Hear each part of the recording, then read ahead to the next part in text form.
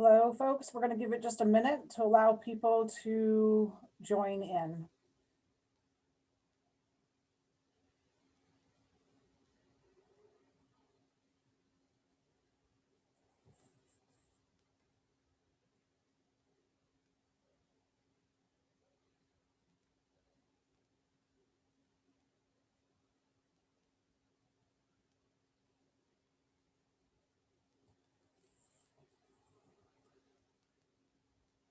So I'm going to go ahead and get started.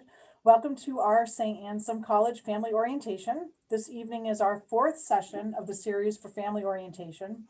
This session is focused on learning about opportunities for engaging in the life of the college and hearing directly from several students about their experience as an Anselmian and how their parents assisted them in the transition to college, as well as during their college journey. You will learn specifics regarding opportunities for involvement, why we encourage students to get engaged, and how your students' experiences outside the classroom contribute to their academic and social success. All of the sessions are designed to help families support their new student through the transition to St. Anselm College. My name is Jean Couture. I'm the Director of Student Engagement and Leadership, as well as the Vice Chair of the college's new student orientation program. I will be both a panelist and the moderator for this evening's session. This session will be recorded, and recordings will be available within 48 hours of the session on the college website under the new student orientation page.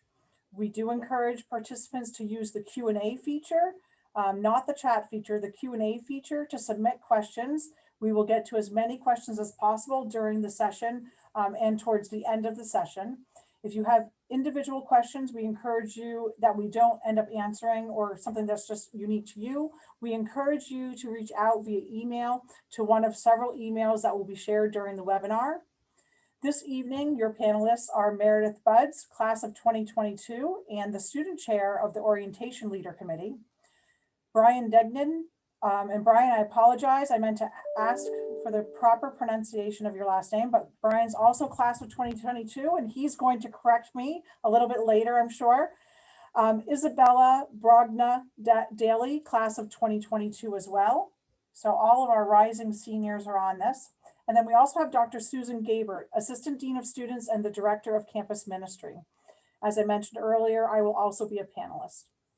One last opening piece of information is the college is currently planning to open as close to what has been historically known as normal as possible. So please encourage your student to check their St. Anselm College email frequently over the summer, as their college email address is the official and the primary mode of communication the college will use with students.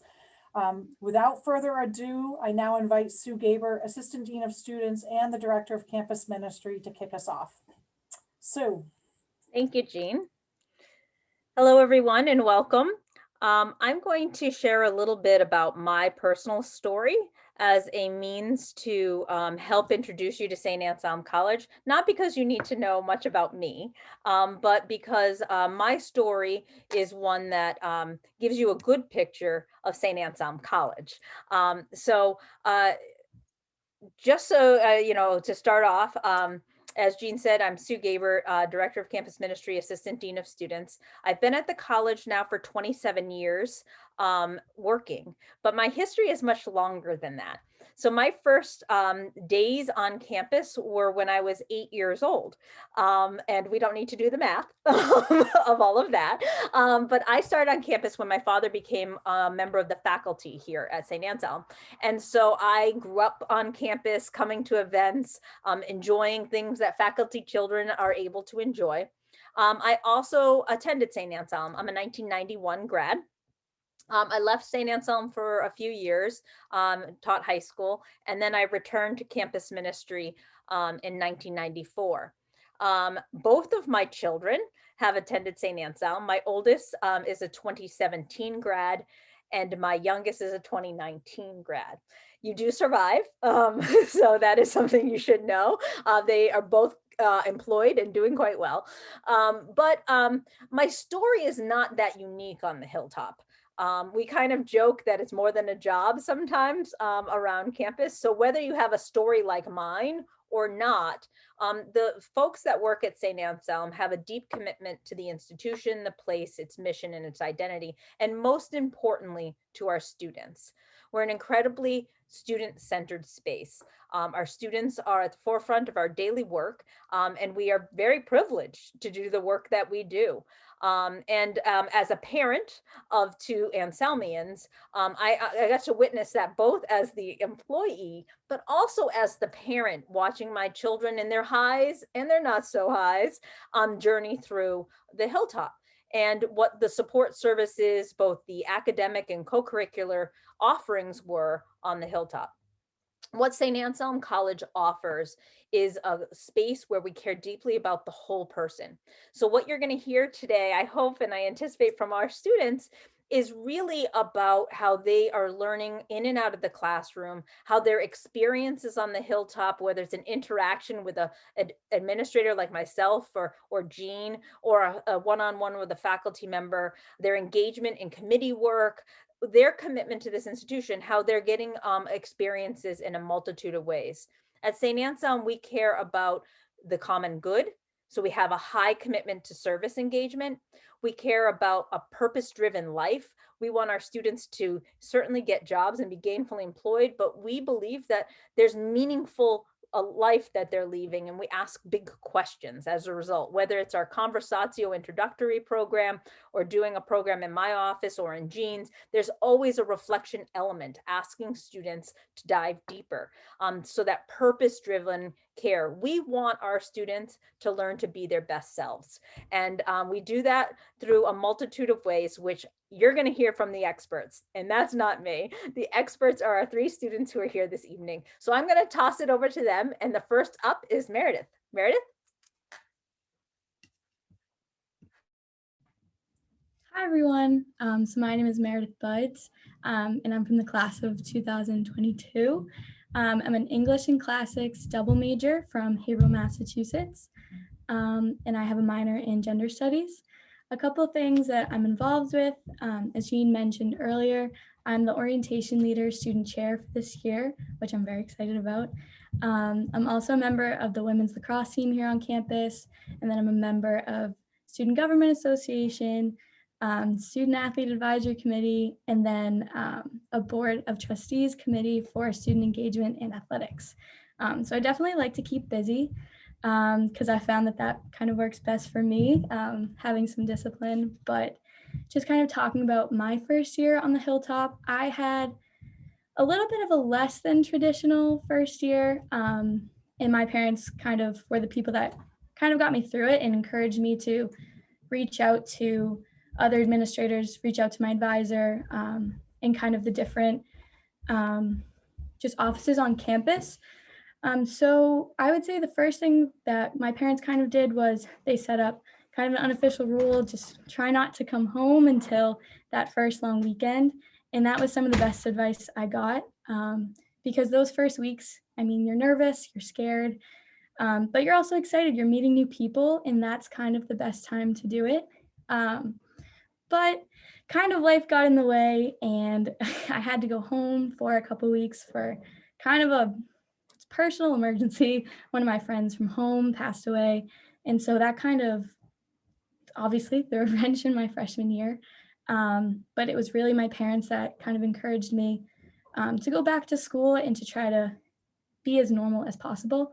And that was the best thing that I could have done. And I don't think that if I went to any other college, I probably wouldn't have stayed because of the support system that I had garnered the first couple weeks. I was obviously really lucky. I had my entire lacrosse team, but I was lucky I had my advisor checking in. I had my orientation leaders checking in. So that's just kind of what makes this school so special, and what should make you feel a lot better sending your child, or if you're coming to St. A's, you should feel a lot better coming in knowing that no matter what, you have a community and you have people that care about you on day one, your orientation leaders, your RAs. And I know from my personal experience, I probably wouldn't be here without them. So yeah, that was a heavy-ish start, but it was my experience. So I'm gonna be fully honest. So next off, you're gonna hear from Brian. Thanks, Meredith. So my name is Brian Degnan. Jean, you did not butcher it at all. You actually did very well, so thank you. I'm also a senior. I'm a psychology major from Pepperell, Massachusetts. Um, I technically have a Russian minor, but I don't know that I can finish it, but I might have a philosophy minor instead.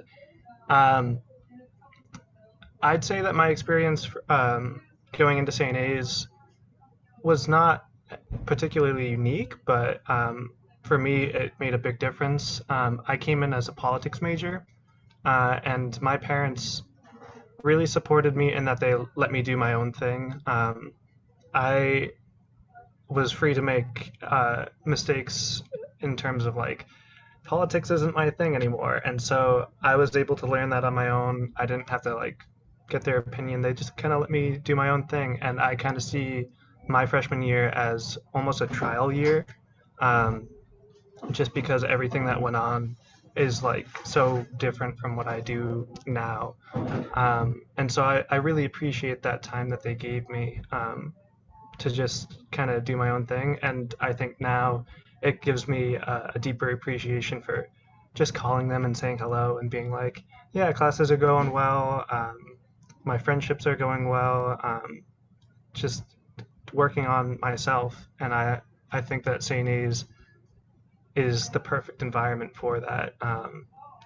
It's definitely my home. I always tell people that it's my home, sometimes more so than my physical home. I love St. A's so much.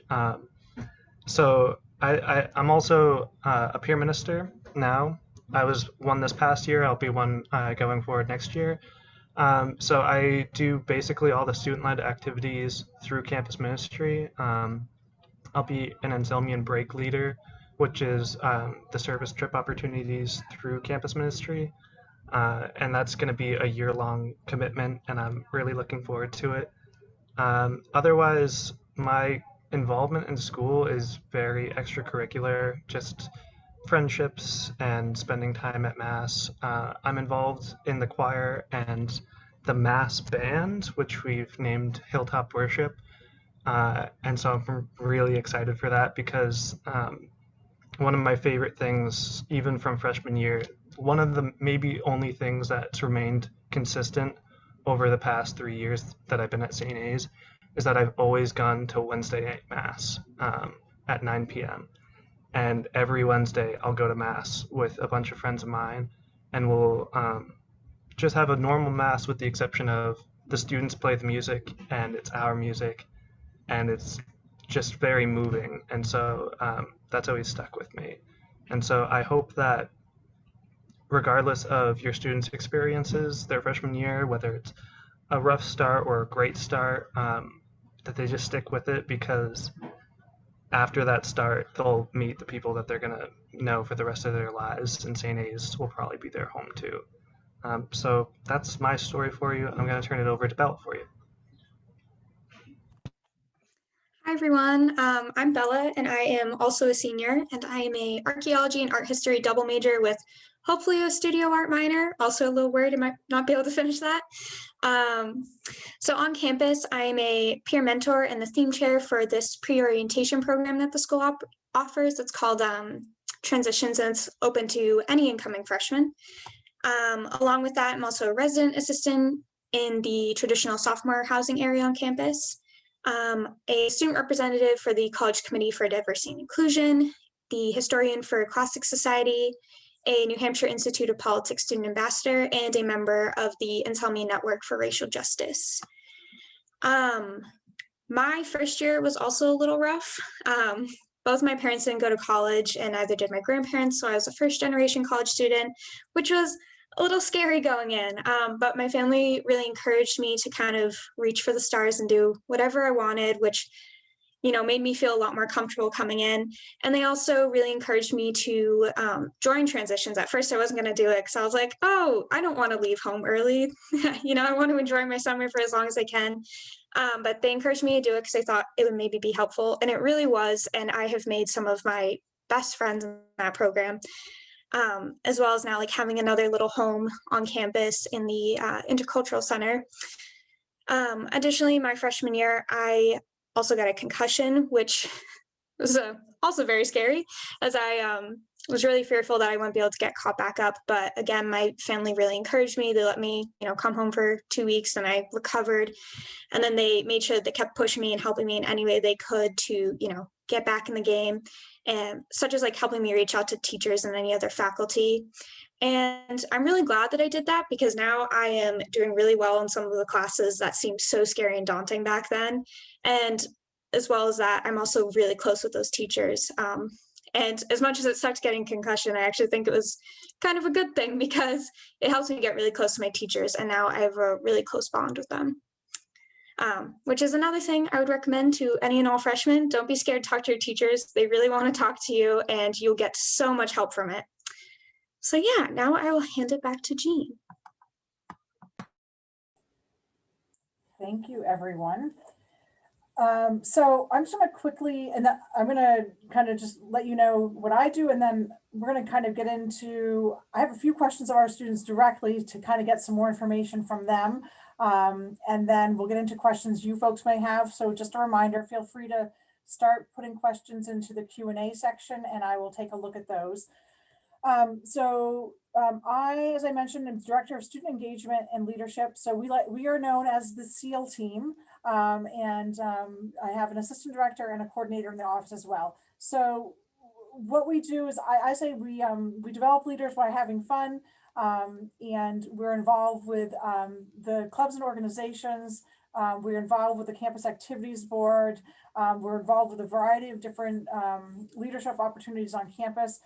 I don't want to go through a bunch of the details. We work with the Family Weekend program, which will be coming up in October. So there is a family weekend that we're going to do this year, which is October 1 through 3.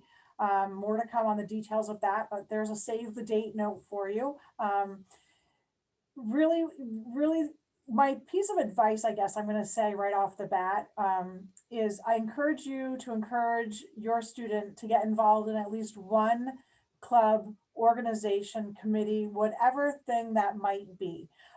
It will help them find a balance between their academics and their outside the classroom life. It also is going to allow them not only to meet their classmates, class of 2025, but it's going to allow them to meet other class years as well, students from other class years as well. So there's a lot of bonuses to it. There is a club fair on the very first Friday when students return to campus after orientation. So there's going to be the 3 days of orientation, and then there will be that very first Friday of the full week of classes. There will be a club fair, and that's outdoors, where you're going to have 60 plus clubs and organizations out there representing their organizations. Every club is led by student leaders. That's an opportunity for your student to kind of go and figure out what they might want to get involved with, but also reaching out to offices across campus, because different offices have opportunities for employment or just getting involved, whether it's work-study employment or as referred to student payroll dollars, which is just a traditional employment position. There's a lot of different ways to get involved on campus. So to our students, I'm going to have you guys, and you all three can speak about it. Can Bella talk a little bit more about transitions for me? Meredith, talk a little bit about more about orientation. Actually, this isn't student, but I think the best person to talk about that is Sue, to talk a little bit more about Anselm and 360. And then I will also try to hit a little bit on the Hilltop Academy. So I'm open to whomever going first. Maybe start with A360, go to Bella afterwards for transitions, and Meredith on the orientation. Sure. So Anselmian 360 is an overnight on-campus experience. It's one overnight. It's not even a full 24 hours. It's the last week of July, so the 27th and 28th, or the 28th and 29th. It's a student-led program that helps orient students to who St. Anselm is. not the person, the institution. And it really uses some of the themes that they'll be experiencing throughout their first year curriculum to help them figure out, how best do I access St. A's? What are the things that are going to be important to me? So it sets the stage for both transitions and orientation. So Jean picked the perfect order, in that it kind of gives you that first connection. You'll be living on campus overnight with peers. There's no cost. And there was a flyer in the packet that you either got when you arrived yesterday, or if you didn't come yesterday, you'll be receiving in the mail, to give you kind of a link to the college web page. But it helps students kind of learn a little bit more about the ethos, the kind of charism of what St. Anselm is as an institution, and how best to make that your home. And we found that students who participate in Anselmian 360 are more likely to find a student or a faculty mentor and get engaged in that first 6 weeks more quickly, because it helps build on the other programs that do that orientation and transition. So it's a really important element. It's free. So come on board. Yeah, so Transitions is a also free pre-orientation program that you do. Typically how it's run in the past has been, you come 3 days before regular freshman move-in, and you have 3 days to kind of get to know a small group of people, as well as getting assigned a peer mentor. So every person who joins the program, they're called mentees. They will get paired with 1 or 2 mentors. And the program really is most relevant to people of, usually like first generation students, anyone who's like more anxious to come and kind of wants to get well acquainted with campus before, like, having the big crowd of all the other freshmen. But I mean, anyone can join for any reason. They don't, deny anyone for that. And yeah, during the 3 days, you get a lot of really cool information sessions with a lot of different campus groups, such as like the Amelia Center. Residential Life comes and talks to people. Maura Marshall and Health Services also comes and lets people know like all the sources they have on campus. As well as in the evening, we get to do some more fun activities, such as roller skating, which is very fun. Love that one. And we have a little barbecue and cookout. And then once you're done with the 3 days, you then will go on to do regular orientation, which you're still highly encouraged to do. Transitions isn't meant to replace, it's supposed to enhance orientation. And then throughout the entire freshman year, you then get to meet with your mentor as much as you want. You don't have to meet all the time if you don't want to. I know I definitely found it helpful to meet more often in the very beginning with my mentor when I was a mentee. And yeah, and you just get offered like a lot of really cool opportunities through the program. It definitely helped me to get more well acquainted with campus. I got to know a ton of people. And again, as I said in my intro, they're now some of my closest friends. Yeah, so Meredith now. Yeah, so for orientation, this is kind of my bread and butter, because I think I've just grown so much from my freshman orientation, and then being a part of the program on the other side both have helped me in such different ways.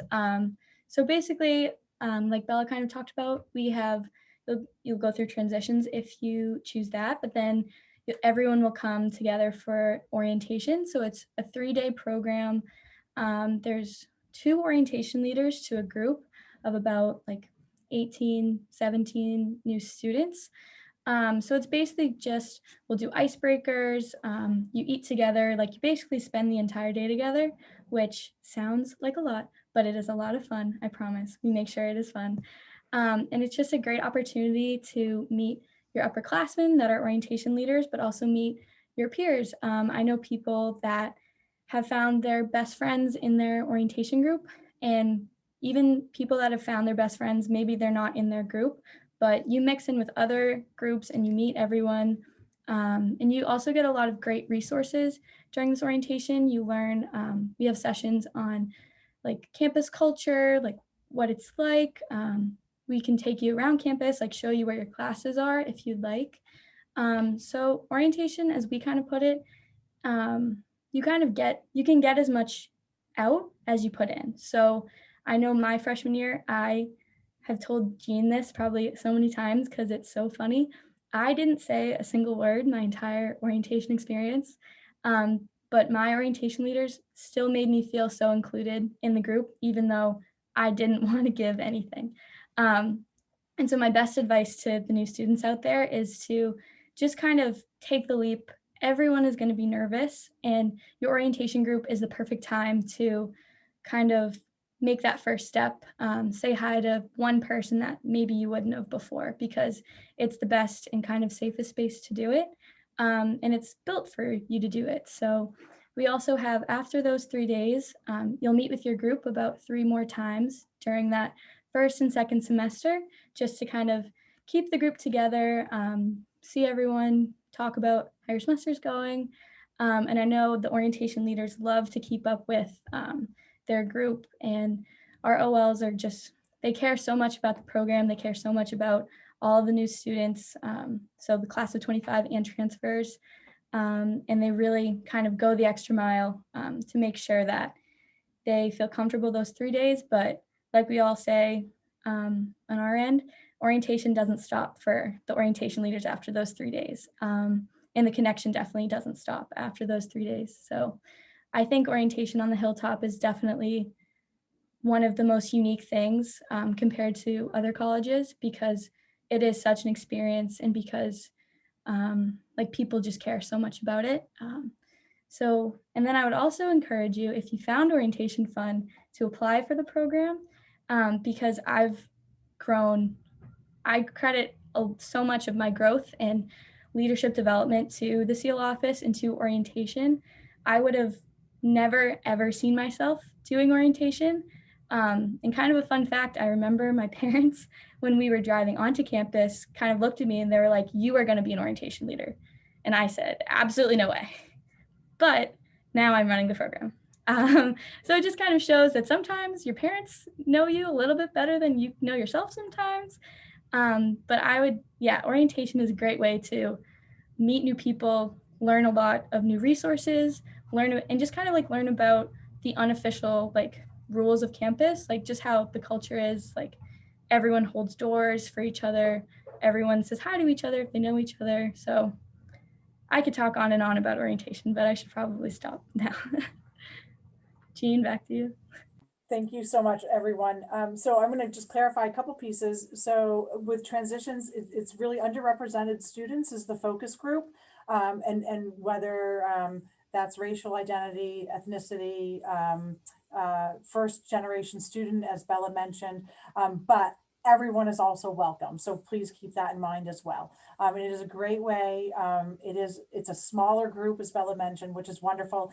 And so with that said, it does not replace orientation. Orientation is still a program that there are actually mandated sessions of orientation because it's going to focus on academics as well as getting involved outside the classroom. It's going to focus on a day of service, which is we have the Amelia Center for Community Service and Engagement. And it's going to have some pieces around alcohol education as well as some pieces. We do a fun, I guess, huge icebreaker. There are a lot of fun pieces, but there's also some educational components. It is certainly not a replacement. I wanted to tap in one other really pre-orientation or summer program that takes place. Is a very new program called Hilltop Academy. It is a credit-based program. I honestly, I don't believe there's a charge for it, but I could be wrong. The best person to reach out to would be Dr. Ben Horton, who's running that program. I believe the registration ends for it this Friday. There is a limited number of spaces for it. But really, it's two credit courses during the summer. It's a way, if you're concerned that your student might want an extra step up to get a kind of ahead a little bit, this would be a great program to chat with Dr. Horton about. He can give you more details, and that will be 1 week will be virtual. The first week will be virtual, and then they'll be here on campus for 2 weeks. And it leads up to the Anselmian 360. I believe it's tied to the end of the Anselmian 360. And then in some cases, especially for some athletes who may be here, fall athletes who might be here for preseason, it will tie to that potentially as well. So that's another program for you to consider before we even kick off the year. I think Sue's going to add to my response on that. Yeah, just I actually gave the incorrect dates for A360. It's the 28th, 29th, 29th, 30th. So just to make sure that is clarified, but it's correct on our webpage. I just was talking off the cuff, so I wanted to make sure I clarified that. So Great, great. So there are definitely some pre-orientation programs that also, I also want to say these programs, transitions program, orientation program, even in Anselm 360, they're going to meet student leaders that continue to be their mentors or guides or friends throughout the year. They are not abandoned. And so I think those are the benefits of all three of these programs. It's once again, a way that you're meeting students from other class years. So we do encourage it. So we don't have a lot of questions right now. So I'm gonna continue to ask a couple more questions, and Sue, or even if any of the students think of something else that they really feel is important. So I'm hoping someone will chat a little bit. Actually, before I do that, it came up again. Do you have the time, Sue, for the Anselmian 360? They arrive here in the afternoon, don't they, on those dates? Like 3 or what are the times? So they arrive in the early afternoon, and they arrive at 2 and they leave at noon the next day. Okay. So it's less than 24 hours. You know, certainly if people had travel issues, we could accommodate those kinds of things as well. We want to make it as accessible as possible for students. Great. So for me, what I'd like to hear, and what I would like the families to hear, is a little bit more about our Amelia Center and a little bit more about our Career Development Center as well. So who might be willing, or maybe more than one of you willing to chat a little bit about the Amelia Center for me?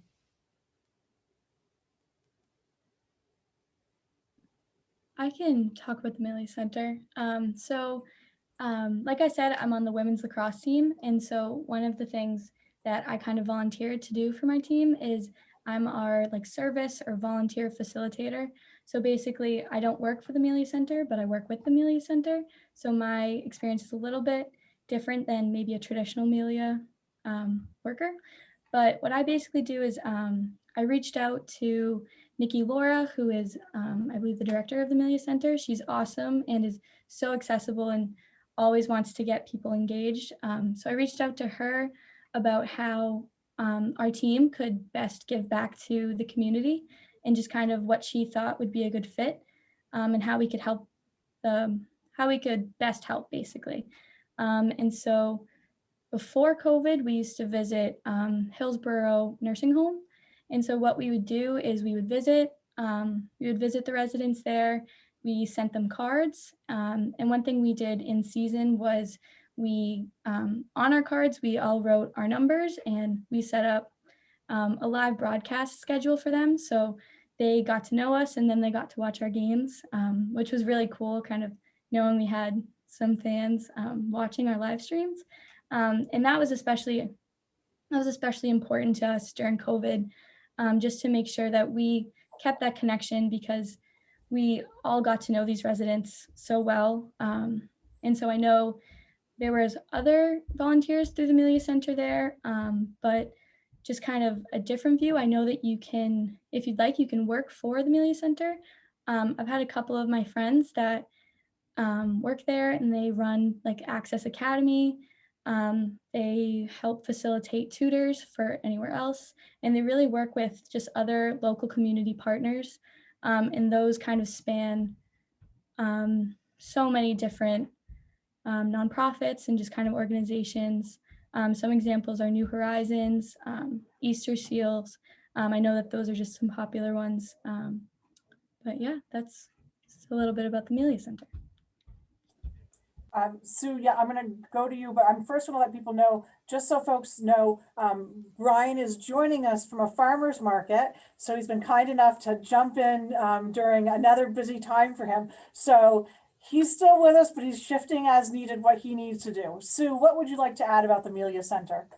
So I just wanted to add that as Meredith said, there are so many different opportunities, both jobs and other things, but you can volunteer as an individual or as a team for weekly events, but they also have annual events throughout the years that are very, very popular and big events. And then they have weekly events that are really popular. So FAPNO is Foster Parent Night Out. And so it gives some respite to foster parents while our students care for and take care of their kids. And that's just one example of many different Amelia Center events. But one of the pieces that is distinctive is that they oversee our service learning. So you may be taking a course and a faculty member may offer you the opportunity to do a service engagement that builds off the academic curriculum, but you get credit for doing that maybe instead of a paper or something, but it engages you in the local community and helps you kind of put some of your classroom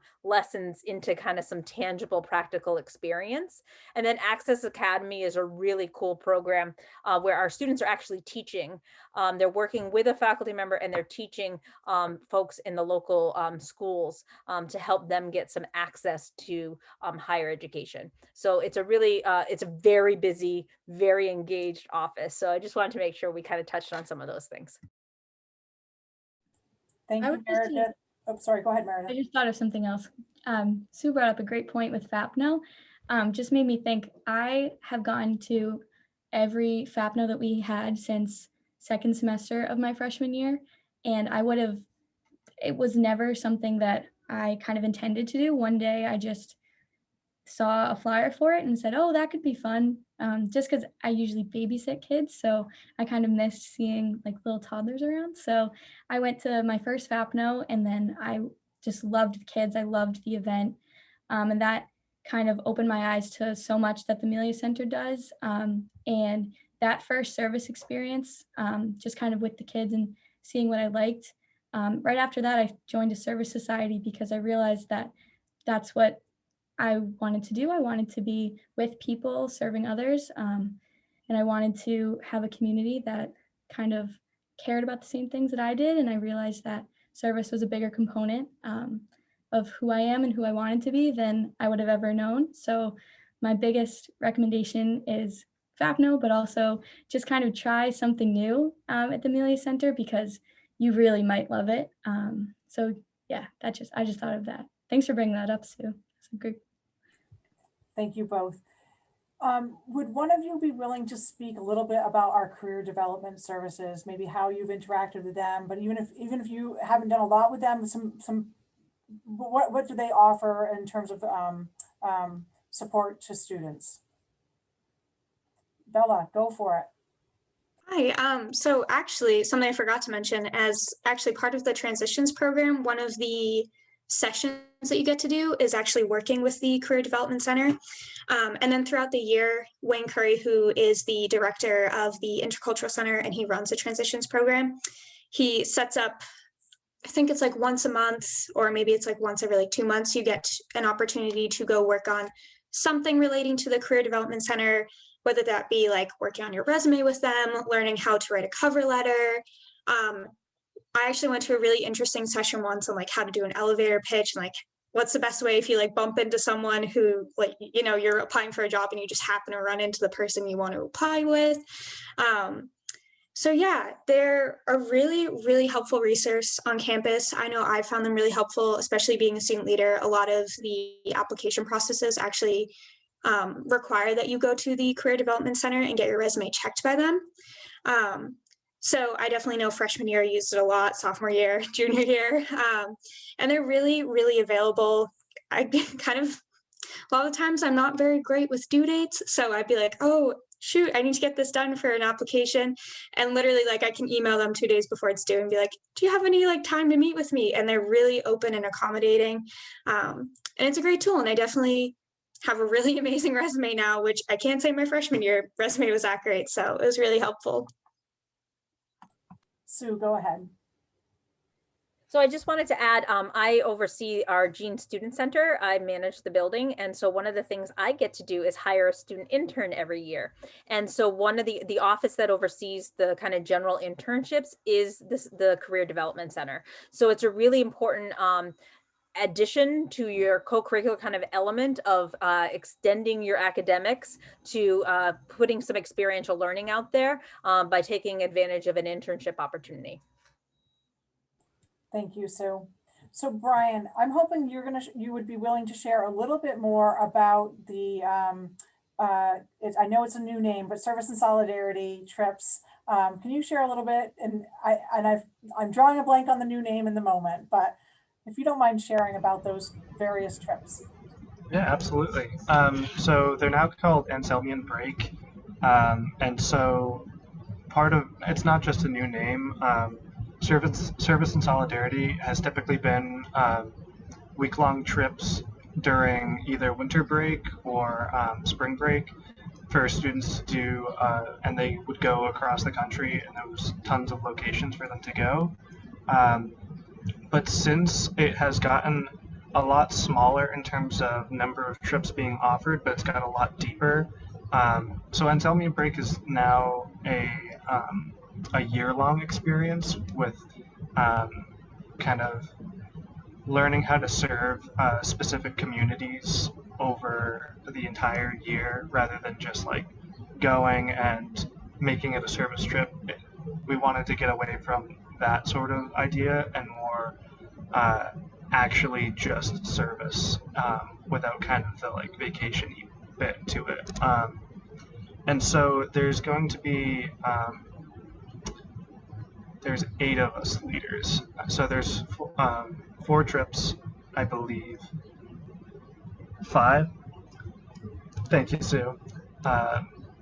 So there's a bunch of trips. They're going to very specific parts of the country to deal with very specific communities. So myself and my friend Julia will be leading trips to Phoenix, Arizona to work at Andre House, which serves the local homeless population there and in the surrounding area. I know that another popular trip that has continued on going towards this year is going to be the South Dakota trip. And they work with the Lakota Nation there. And then there's also one trip that actually stays in Manchester, our area, and works with refugees. And I did that trip back when it was my winter break alternative trip. And it was very, very, very eye-opening. I feel like that's a very misunderstood community of people. And so even just working with them for 1 week and learning what their life is like transitioning from war-torn countries or places where there's famine to a very urban environment in Manchester, New Hampshire, was very enlightening and also just a lot of fun. And so I'm very excited going forward this year for we'll have weekly meetings with our groups. It'll be pretty small groups, but we'll just get to serve communities, and I think that's going to be the biggest takeaway for a lot of people, and so I'm very excited about it. Thank you so much, Brian. So a question was asked, when is traditional orientation? So the new student orientation, so that's inclusive of first-time freshmen as well as transfer students, will take place August 19, August 20, and August 21st. That also includes our commuting students. We assure you, we have everyone involved in it. You know, every new student coming to campus is placed in an orientation group. And so definitely, like I said, there's certain pieces that are mandated in the sense that they're academic or they're educational around alcohol or other different topics. So please join us August 19 through August 21st. Likely move-in day would be earlier that day, so start in the morning likely. More to come on that piece. Once again, I would say keep an eye on your email.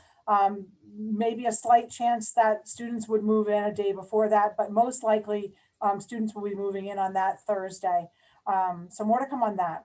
I want to talk a little bit about, and I'm going to reach out to Bella again in a second, but oftentimes, you know, and it hasn't happened for a lot of years, because I feel like we've as a campus done better about this, but there's nothing to do on campus, or my student says there's nothing to do. My first comment would be, I assure you there is plenty to do on our campus. Tell your student to come see Jean, and she will help get them somewhere on campus connected, okay? But in saying that too, another thing a question that often comes up from year to year is the term, is St. Anselm a suitcase college? We are most certainly not a suitcase college.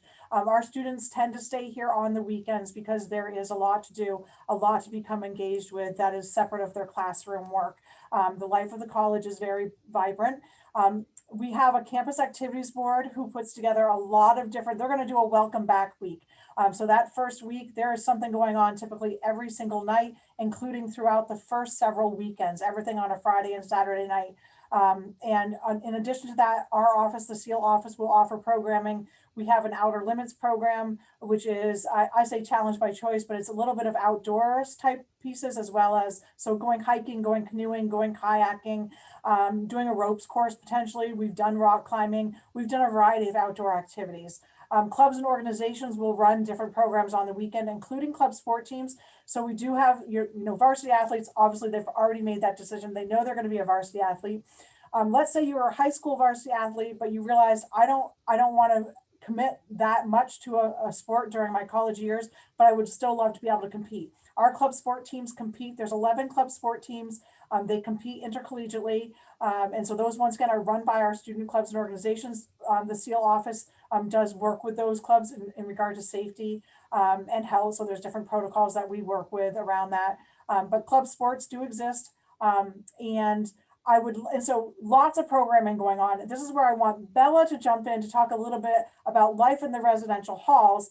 But I do want to emphasize also and actually, Bella, you probably can hit on this as well for me. Our commuter students have a home on campus, and that is the Intercultural Center. There are lockers for them there, but also they're getting involved. They're going to meet students in throughout campus life, where that way they can go visit their peers in the res halls as well, right? So there is a place for our commuter students. I've often known many commuter students who I didn't realize they were a commuter student because they are so involved in campus life.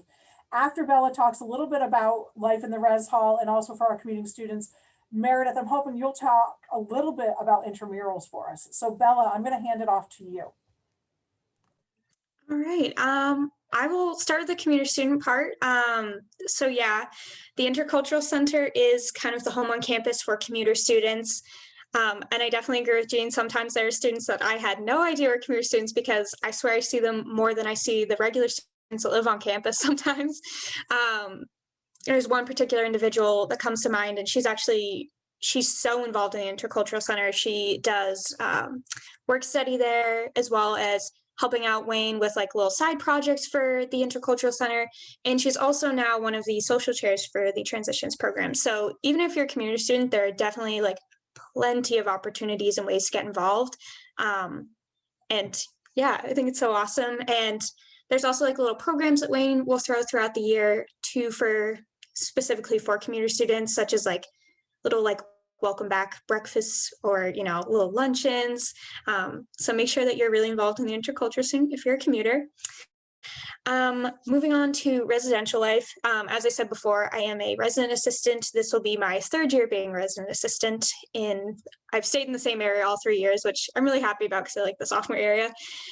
But for freshmen incoming students, you guys will be staying in either Joan of Arc Hall, Dominic Hall, and not sure if this is still happening this year, but sometimes Baruti is also used for freshman housing and or sophomore, as well as Streets. And Streets is located kind of inside and off to the side of Alumni Building, which is really cool place to live.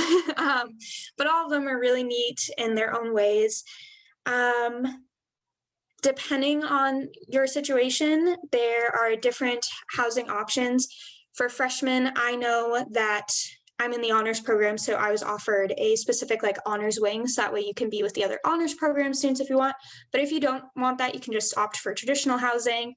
As well, for any students who, you know, aren't really into alcohol or anything like that, you can also pick substance-free living, which I know a few of my friends did that and it made them feel more comfortable on campus.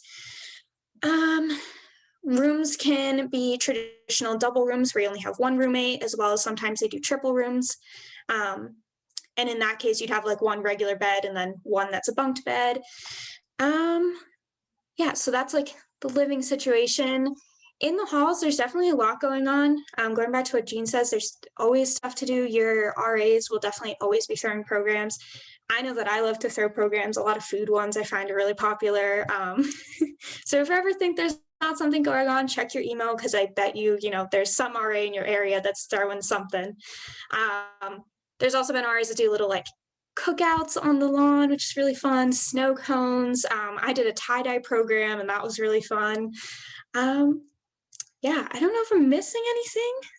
I don't know. I just think really utilize the resident hall. I know like my freshman year, I was very scared to kind of, I don't know why, but I was like scared to talk to other people. And so like the first semester, I didn't really get to know that many of my neighbors. And then slowly but surely started to kind of come out of my shell, and I started hanging out in the common space room that we have. And I got to know a lot of people, and I found out there were so many people who I had like common interests with. And yeah, definitely like utilize your common space areas and don't be shy. Go talk to your RA if you need to, talk to your neighbors. You never know who you're going to meet, and you might find a new friend. Thank you so much, Bella. Before I wrap up, are there any pieces that folks feel like we didn't hit on? Something, you know, maybe your key piece of advice that you want to give to folks? I want to give everyone a chance to speak. So Sue, go ahead. So, you know, one of the things I often tell people is, so my son's first year of college was actually not at St. Anselm, it was at St. Michael's. And I had this experience, and I think for the guardians and parents and support folks of our students, it's really important to hear this story. So, you know, things seemed like they were going well, and I got a call one day from him, and he was really upset. Things were not okay. He was in tears.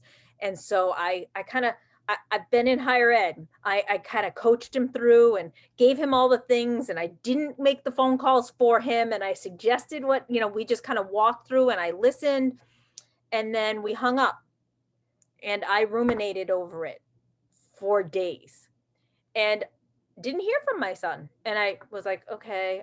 So finally I reached out. I'm like, are you okay? And he was like, yeah, I'm fine. You know, everything's better. And I was like, well, maybe you could clue me in.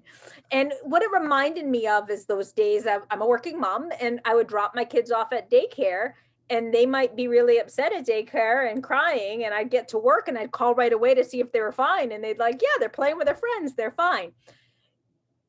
You folks are their go-to people when things don't go great.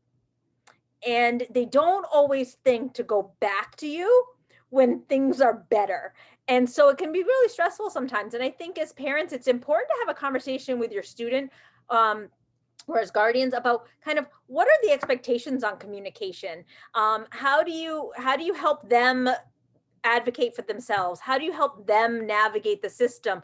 And take a little bit more of a step back than maybe you've had to take in their K through 12 years, and trying to figure that out. But it's really important to do that with communicating, asking them what they want, allowing them the space to kind of tell you how they want to have this, but also saying, this is what I might need. I really needed him just to circle back and say, Mom, I'm good. And I would have been fine, but I just didn't know that. And so I'm beating myself up over how he was, and he was doing just fine. So just kind of some wisdom I learned the hard way.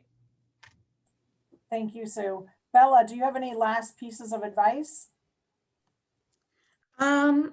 So something specifically for students, coming into my freshman year, I was like, oh, I'm going to have a roommate. Like, I really want to be able to seem mature and adult. And so I didn't, this is going to sound silly, but I didn't bring like comfort things like that blanket I've had since I was a little kid, or the stuffed animal, because I was like, oh, I want to seem cool.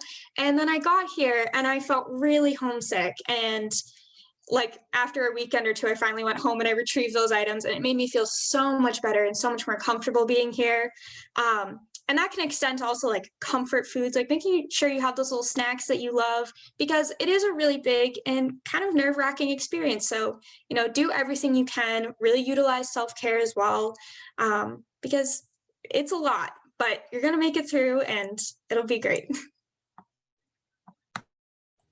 Thank you, Bella. Meredith, your parting piece of advice.